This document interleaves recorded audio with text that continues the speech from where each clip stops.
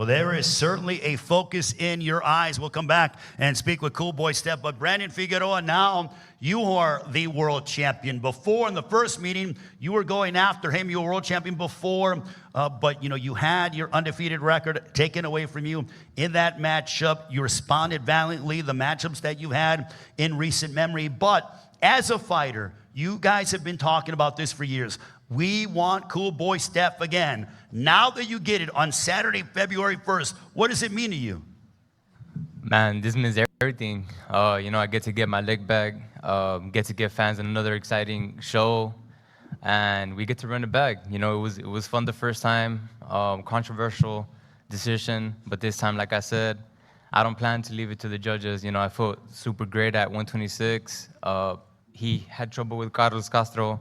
I got him out of there in 6 rounds. I'm just ready. I've been hungry ever since that loss. It taught me a lot, and I've been growing, evolving as a fighter, and I've been getting hungrier and hungrier, and my fire has been growing bigger and bigger. And like I said, I just want the best of the best. I want to keep proving to everyone that I am one of the best 126-pounders in the world, and I just want to be one of the best fighters as well. Now, will this be round 13, as he says, or is this going to be round 1 of the rematch? This is going to be round 13, 14, 15, 16, whatever. I'm here to fight. I'm here to, like I said, leave it on the ring and give fans a great show. People were super ecstatic about the first fight, and I know for a fact that this one is going to be, no excuse. We're ready, and we're going to give it the best. For sure. Welcome back to the channel. You see the promotion banner right here, man. The fight is upon us, February 1st. I'm telling you right now, PBC is standing alone by themselves, right? Everybody's hooked up with the Sheik, Turkey Al Sheik, and they got a card that's coming up, and they've been running around talking about it is the best card that's been ever put together. You know what I'm saying? But that's what you're supposed to do when you promote a fight. But this card right here, this card is on fire. We've already talked about David Benavidez and David Morrell. It's the battle of the Davids, right? I already made a video. You are more than welcome to go check that video out. But this is the undercard, right? I was waiting for the undercard to come out to see who was going to be on the undercard, and it's on fire. When I say, man, that's my guy, man. He came on the scene fighting Gervonta Davis. He lost that fight, but he took Davis to the distance. A lot of people, there's only been like 2 people who haven't made it to the bell with Gervonta Davis, and he was the one of them who made it to the bell and gave Gervonta Davis a hell of a fight. Where I think that Gervonta Davis don't ever really want to have a rematch with this guy, to be quite honest.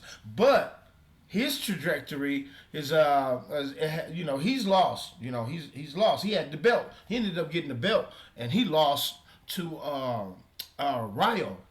I think it's Rayo Venezuela.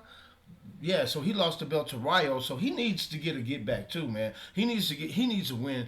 Both these guys really need to win, man. So this card right here, like I said, is gonna be on fire. Let's get into this article though, man. Like I said, a lot of attention is on the Davids, but as we know, this undercard is gonna be on fire. I wish I could sing like Alicia Keys, just in my Alicia Keys voice. This card is on fire. I can imagine her singing that, right? Now, the show includes 3 additional fights on pay-per-view undercard and 2 preliminary bouts that's streaming free for all on Amazon's Prime Video. Now, of these 5 matches, the most compelling on paper is the co-feature. That's right, man, because the first fight, man, that was an exciting fight, man. It went the distance, right? Now, the rematch between featherweights Brandon Figueroa, 25-1, with 19 KOs. Stephen Fulton, 22-1 with 8 KOs. And I guess that one loss is just from Inoue, right? And you can't. I'm not really gonna talk. I would personally, bro. I would not go to Tokyo, Japan. I don't care how popular this guy is over there. If I got the belt, man, I think that was some bad promoting on the PBC for Stephen Fulton when he went over there and lost his belt to Nakatani to Inoue. I don't know what that's about, man. Because when I had to watch that fight, man, it was like 3 o'clock in the morning that, the people in the U.S. had to get up, depending upon your time zone, that we had to get up in the morning to try to catch that fight, man. And I have a job. I get up very, very early. So I caught the fight, man, but it was very early in the morning, man. I don't want to be sidetracked, but I think Anui's gonna have to come to America, man. I just never would have went over there, right? Myself, if I had the belt. But the chat, I guess, cash, money talk, and they said the BS walk, right? So now at the time, I'm talking about Brandon Figueroa and Stephen Fulton now. At the time, they were the 2 of the 3 best junior featherweights. Each had just won his world title by taking out previously undefeated belt holders. Fulton dethroned Angelo Leo in January 2021 for the WBO title. That May, Figueroa scored a body shot knockout on Luis Neri. I remember that. I used to think that Luis Neri had next, man, because he was a good fighter. I think... Don't get me wrong, man. I don't know if he's Dominican or Puerto Rican, but Luis Neri, man, a good fighter, man. Now, a body shot knockout of Luis Neri for the WC prize. Now, Murodin Akhmadaliev had the IBF and the WBA belts. The winner of the Figueroa-Fulton would be similarly unified and propelled toward even bigger opportunities.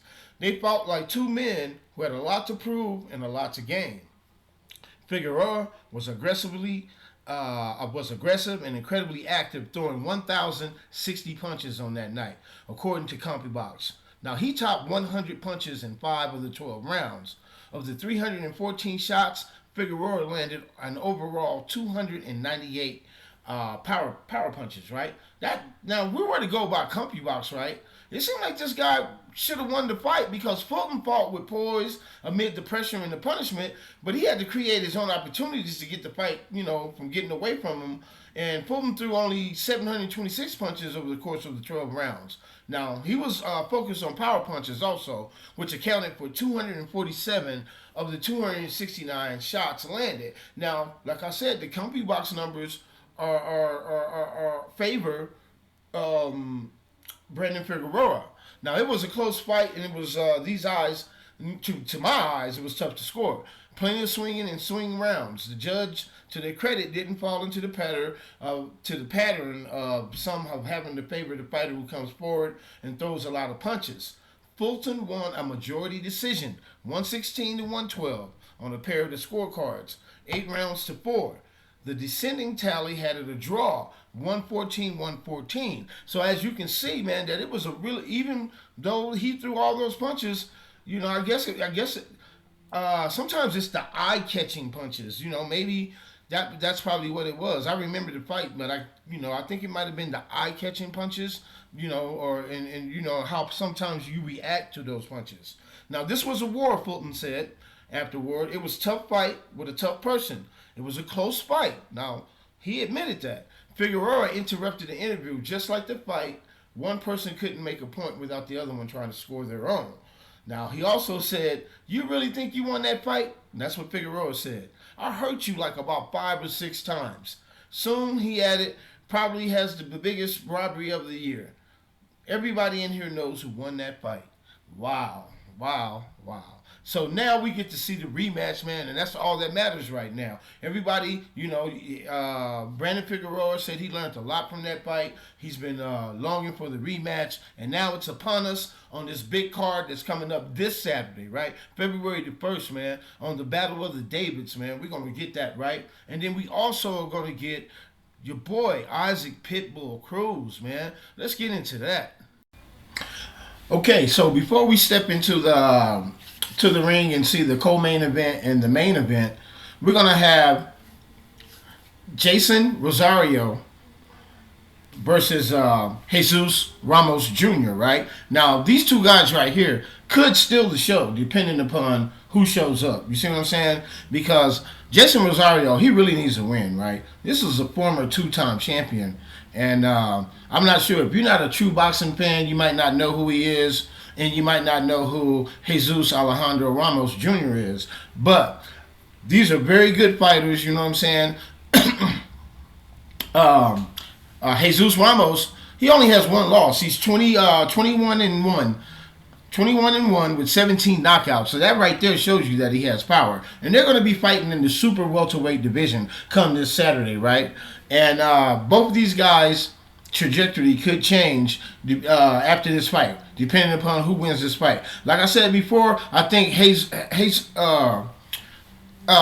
Jason Rosario, he really needs a fight, man. Even though he's a former 2-time division champion, his trajectory has been going downward. You know what I mean? And they both have one thing in common. They both lost to Erickson Lubin, which is a great fighter. Erickson Lubin, if you know, all my fight fans, the true fight fans, they know. If you casual, you might not know. But Erickson Lubin, and at the 150-40-pound division, which is the super welterweight division, I call it middleweight. You know, there's so many different terms for each division. You know what I'm saying? Super welterweight, aka middleweight division, right? And these guys could steal the show come on Saturday, depending who shows up. I mean, Jason Rosario, I think, needs it more. I mean, they both need it, but I think Jason Rosario needs it a little bit more, coming in with a record of, what's Jason Rosario's record? Coming in with a record of 23-4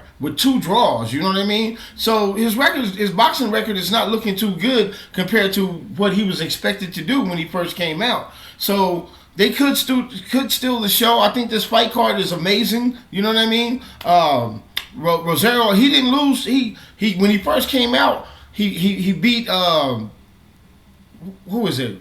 J-Rock, Julian J-Rock Williams. He won that belt, the WBA and the IBF and IBO light middleweight titles from Julian J-Rock Williams. And in his next bout, he lost to Jamel Charlo. And we all know Jamel Charlo and his brother, they fell off the earth, right? And Lubin, he's still fighting, man. He's a very good fighter.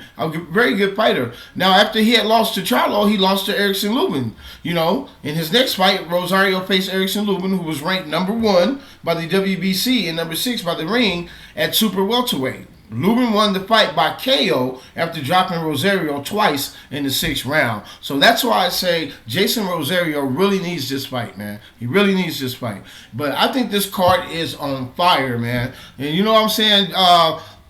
So leave me a comment in my comment section. Let me know who you got. You know, what's your prediction? You know what I mean? If you guys want to hear my prediction, here it go.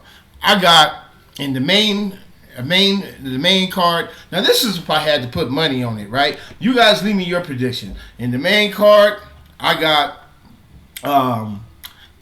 David Benavidez, man. David Benavidez is who I got in the main card. And I don't know, man. I just think his experience is just going to be a little bit too much. It might be a little bit too soon for David Morrell, right? And then in the co-main event, Brendan Figueroa versus Stephen Fulton, I'm going to have to take Brendan Figueroa, right? I think, you know, his trajectory is going up and it was a close fight in the first fight. He actually think he won that first fight, man. You know? And a lot of people, if you say that he won that first fight, I'm not mad at you. So I think he's a little bit more hungrier to me, it seems like, right? Seems like he's still hungry, even though he has the belt. I heard him say that he has the style that could beat Inoue, Nakatani. So you don't be surprised if we see that fight coming up, man. If we see, if he wins this fight, right? And so, and then like I said before, then we got Pitbull CRUZ versus Fierro. I gotta go with Pitbull CRUZ. I have no idea who Angel Fierro is. No disrespect on this dude, but if he can box and stay away from Pitbull CRUZ and that pressure don't get to him, he may have a chance. But Pitbull CRUZ, after losing to Rio Venezuela, I think he's ready to get back on in the win column, and I don't think he's gonna lose to this guy. And then, like I said before, with this fight, we just talked about it. Jason Rosario and Jason Rosario and your boy Jesus Ramos. I think I'm gonna go with Jesus Ramos. I've seen him fight before, man, and he is a beast, bro. He really is a beast, man. I think he's hungry still, and I'm gonna go with Jesus Ramos. But you guys are more than welcome to leave a comment in my comment section. Let me know who you got. Let me know. It's this Saturday, February 1st. Make sure you guys tune in, man. It's going to be a great card, man. Rowdy Nation TV. Click the like button. Subscribe to the channel. Hit the notification bell. So anytime I drop a video, you guys can be notified. We are out.